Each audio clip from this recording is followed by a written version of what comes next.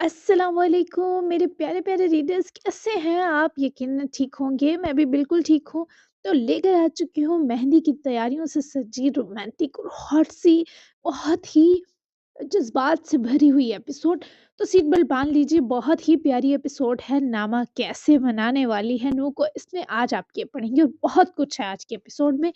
तो बिना टाइम जाया किए मैं आपको लेकर चलती हूँ episode 54, novel रूहियदा bye असमरवा Mirza. Let's start. कहाँ रह गई थी तुम नामा? इधर आओ ना, बहुत कुछ शेयर करना है यार। अरे नो स्पिन, लुकिंग गॉर्जियस। नामा जिस तरह वापस पहुंची वही जानती थी, या उसका अल्लाह। जबकि आते ही मानिया ने उसको घेरा। मानिया कुछ देर में सैलून निकलने वाली थी, पर पहले वो अपनी घबराहट नामा से बांट कर जरा टिप्स लेना चाहती थी। नामा की बदली लुक भी फौरन भांपी, क्योंकि नामा बहुत प्यारी लग रही थी। थैंक यू मानिया, मुझे 10 मिनट दें जरा। मैं ये हील्स उतार कर और ये फाइल नू को देकर आती हूँ, जरूरी है। नामा ने बहुत तासुफ से गुजारिश की, तो मानिया ने खुशी खुशी उसकी गाल चूम कर इजाजत दी। जाओ मेरी जान, मैं तब तक चाय बना रही हूँ, साथ मिलकर पीते हैं। नजर न लगे बहुत जच रही हो इस नोज पियर्सिंग के साथ। वो मशकूर मुस्कुराई और मानिया की फिर से तारीफ करके किचन की तरफ रुख करते ही नामा फौरन सीढ़ियों की तरफ बढ़ी और फाइल और चाबी को देखते अपनी घबराई कैफियत बहाल की और डोर नाब घुमाकर सर अंदर किए झांकी। तो नू इसे वहीं काउच पर बैठा लैपटॉप पर कुछ काम करता नजर आया। नामा की जलती आंखें इस शख्स को देखे ठंडी हुई, जबकि वो भी भाप गया। सजावार आ गई है।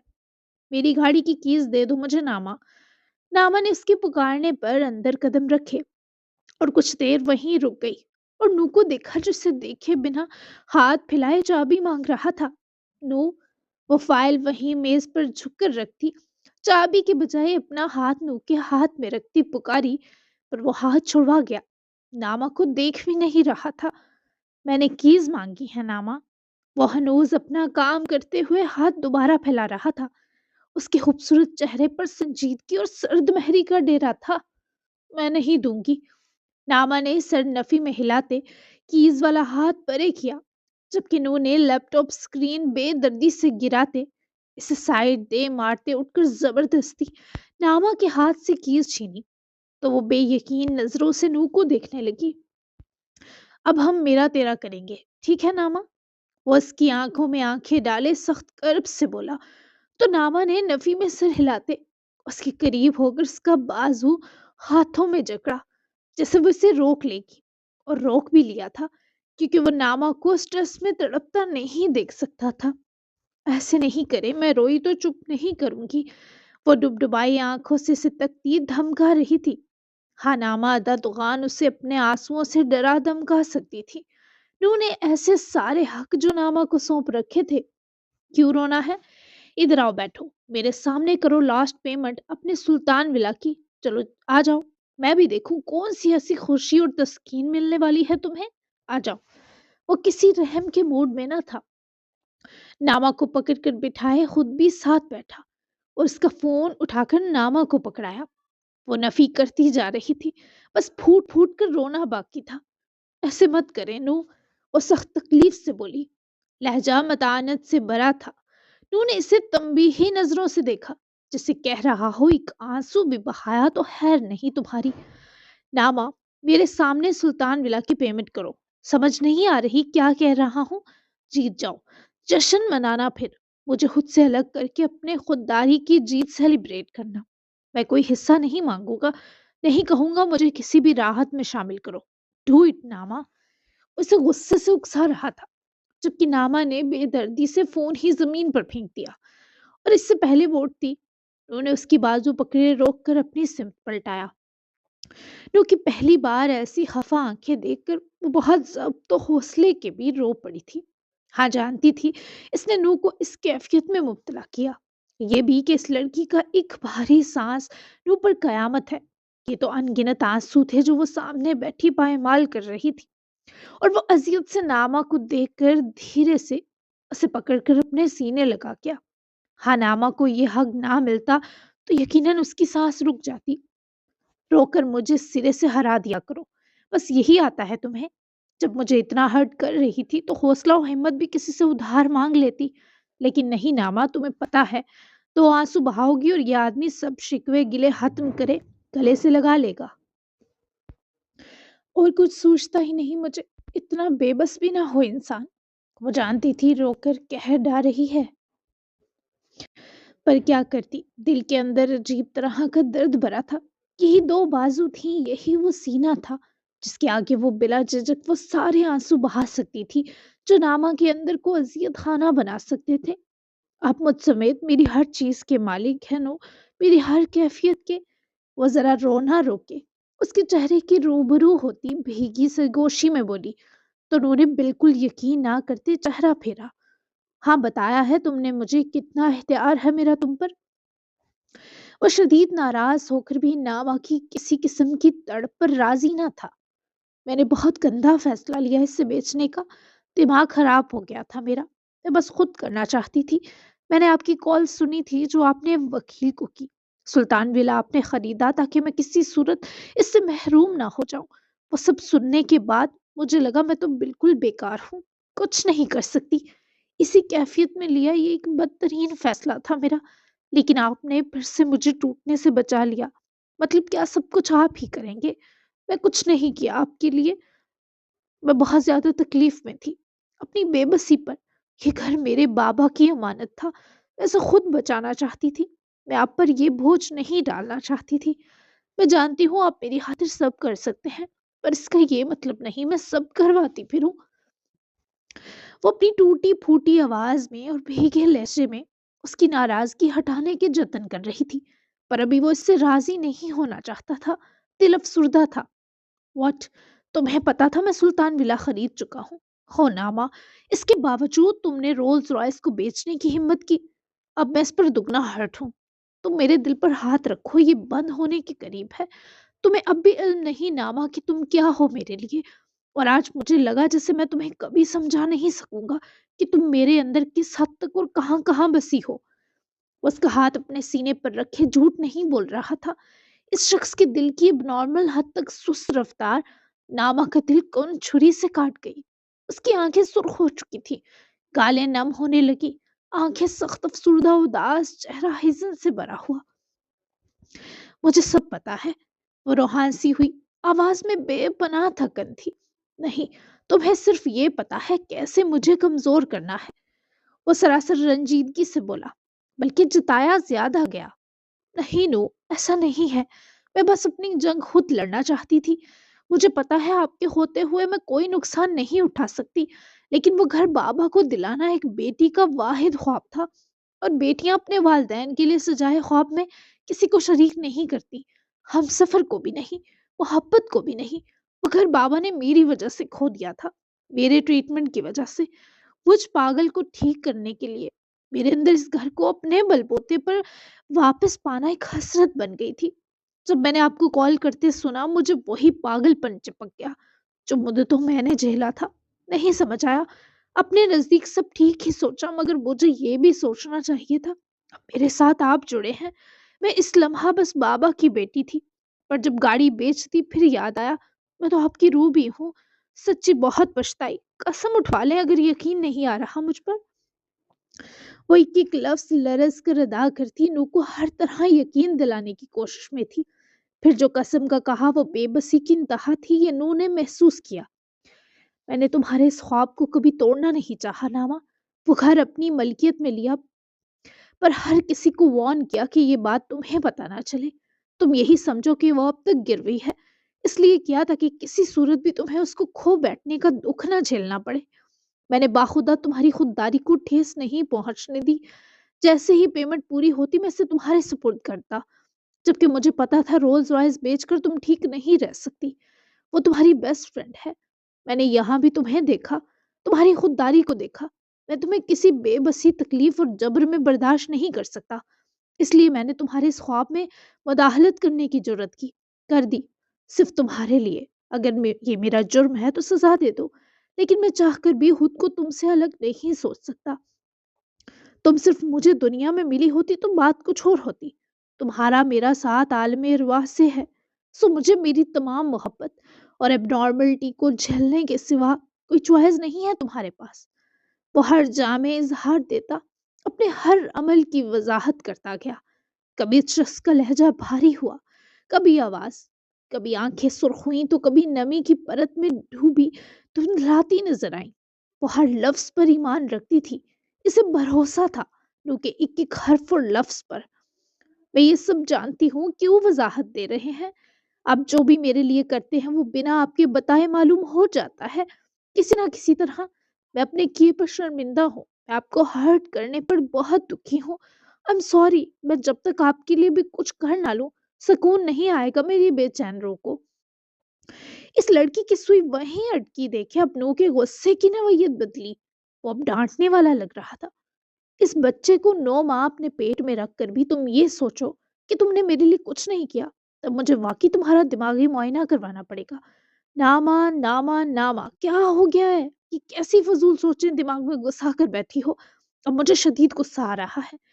وہ سخت بے چین ہو اٹھا جبکہ ناما نے اس کا چہرہ پکڑ کر اپنے سامنے کیا۔ نو کے تاثرات نرم پڑے۔ یہ تو ہر بیوی کرتی ہے۔ وہ ابھی بھی ضد پر ڈٹی تھی۔ اچھا تم 10 ماہ بعد دے دینا مجھے بیبی، یہ تو آج تک کسی بیوی نے نہیں کیا نا۔ وہ منہ بگاڑتے نیچر کے سے برعکس مشورہ دیتا بھی ناما کو بہت پیارا لگا کہ وہ دل سے مسکرائی۔ 10 ماہ میں پھٹ گئی تو وہ ذرا شریر ہوئی، ہاں پھر خوش ہو جانا۔ یہ تو واقعی کوئی بیوی سوچ بھی نہیں سکتی کرنا۔ وہ دگنا برہم ہوا۔ ناما نے رشک سے ان ہزل آنکھوں میں آنکھیں ڈالی۔ راضی ہو جائے نا؟ وہ اتنے پیار اور مان سے بولی کہ نو کتنے لمحے اس پر سے نظر نہ ہٹا سکا۔ گہرا سانس بھرا جس کی خدت ناما کو اپنے چہرے پر پھیلتی محسوس ہوئی۔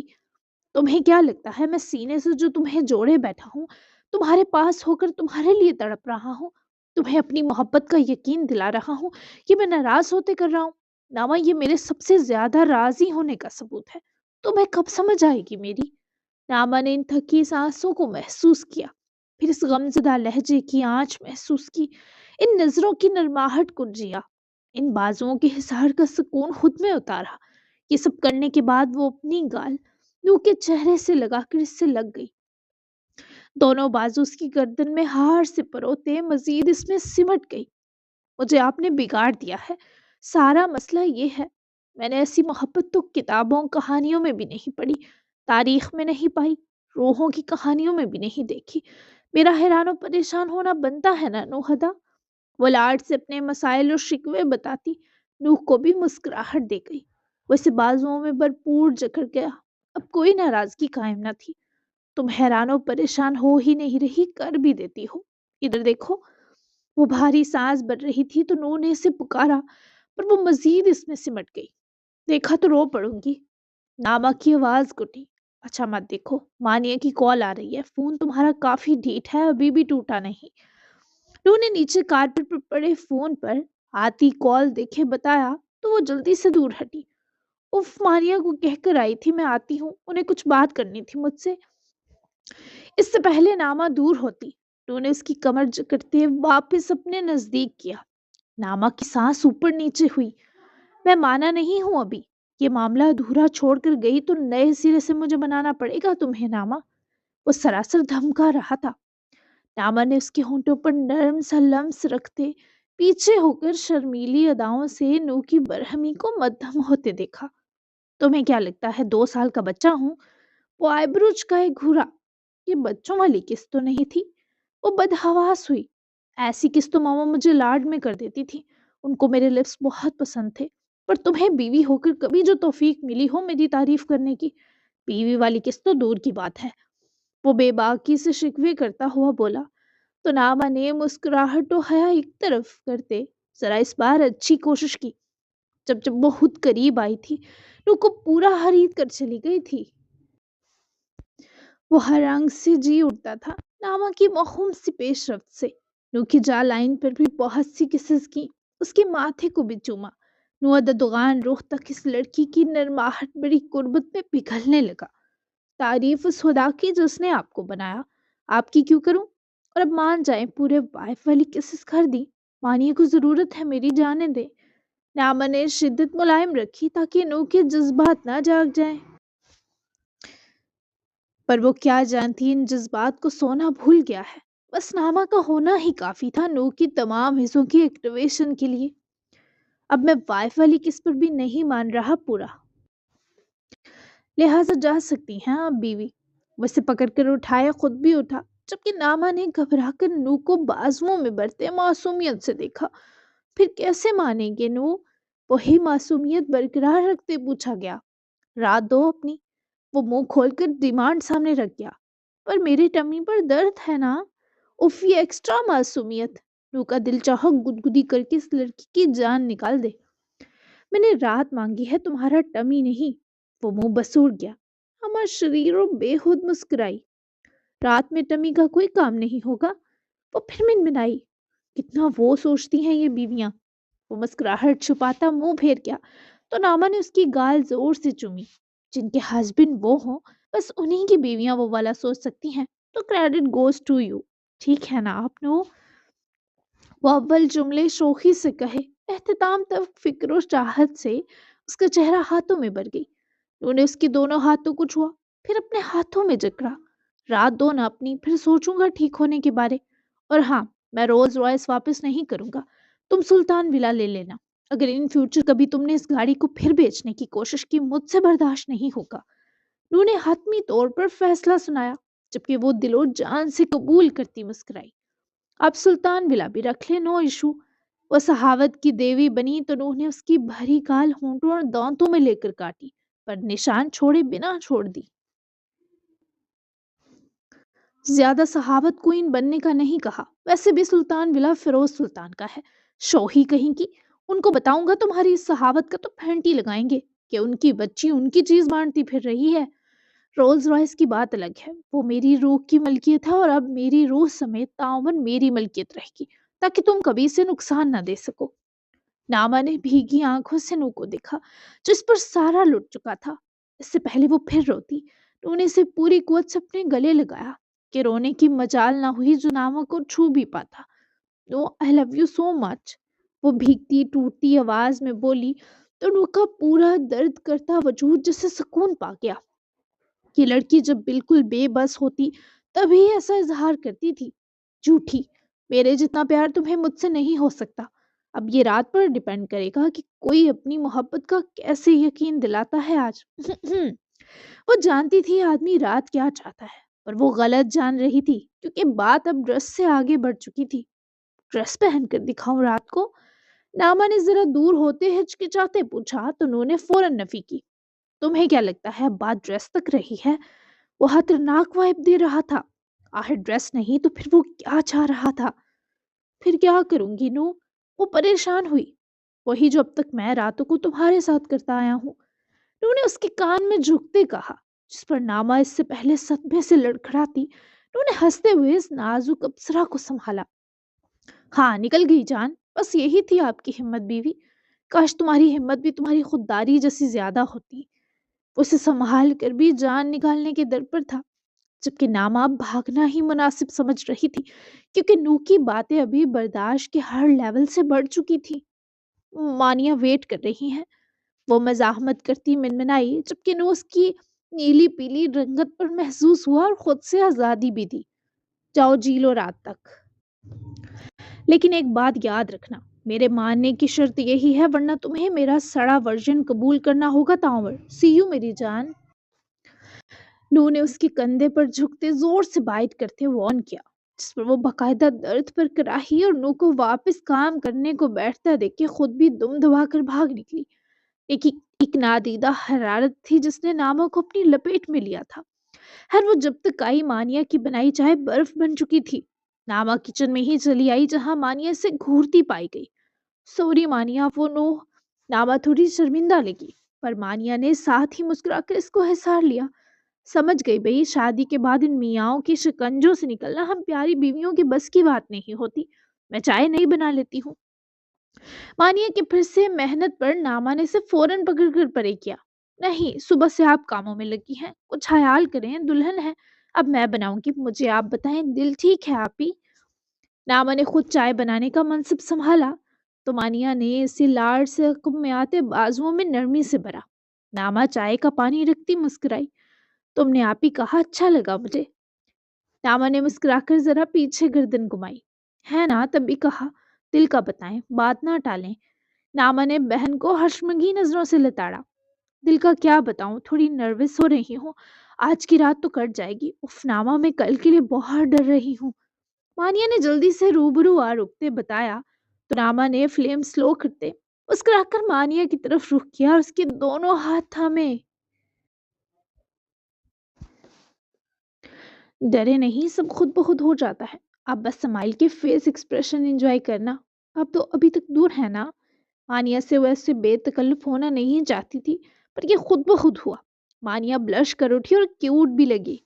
हाँ, तुम्हें पता है मेरी हेल्थ कैसी रही, और वो भी चाहता था प्रॉपर शादी हो तभी हम अपना रिश्ता आगे बढ़ाएं। मैं उसके फेस एक्सप्रेशन पर ही लुट जाती हूँ नामा। उफ, बता नहीं सकती वो कितना आफत लगता है। बस थोड़ी नर्वस हूँ। एक्चुअली मेरी हवा टाइट हो जाती है उसके सामने। कोई टिप्स ही दे दो। मानिया का यूं सरगोशियों में ये सब कहते मदद चाहना नामा को भी गुदगुदा गया। उसकी नहीं होती आपसी आफत के रूबरू। नामा ने उल्टा शरारत से पूछा तो मानिया ने ब्लश होते सर हिलाया। नामा हंसी। तो बस फिर जब उसकी हवा टाइट फील हो हमलावर हो जाइएगा दिल बड़ा करके।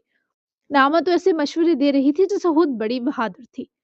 अच्छा, तुम इजीली नू को हैंडल कर लेती हो अब। बेबी के बाद तो सब शर्मो खैर रुखसत हो गई होगी ना। मानिया के सवाल पर नामा ने नफी करते सर हिलाया।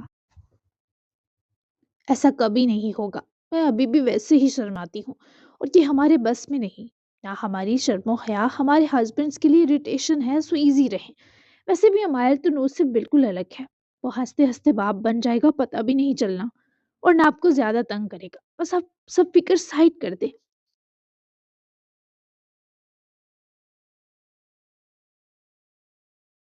नामा के समझाने पर मानिया को यकीन तो ना आया, पर मान गई। जबकि नामा को पता था बहन इतनी सीधी में नहीं कि बच्चों वाली तसलियां मान जाए। तभी दोनों ही शरारती सा हंसती। उफ, मेरी दो दो हसीनाओं की ये हंसते लम्हे मैं वारी। सालिम की किचन में एंट्री मजीद माहौल खूबसूरत कर गई। और हम कुर्बान। लगे हाथों किसी लड़की को पसंद कर लो ना तुम भी आज या कल। सुना है पूरा खानदान जमा हो रहा है शादी पर। मानिया ने सारी तवज्जो अपने लाडले पर दी जो दोनों के पास आकर रुका। खानदान की नकचड़ी लड़कियों से अल्लाह की पनाह। और दो बहनों का इकलौता भाई होने का यही मसला है।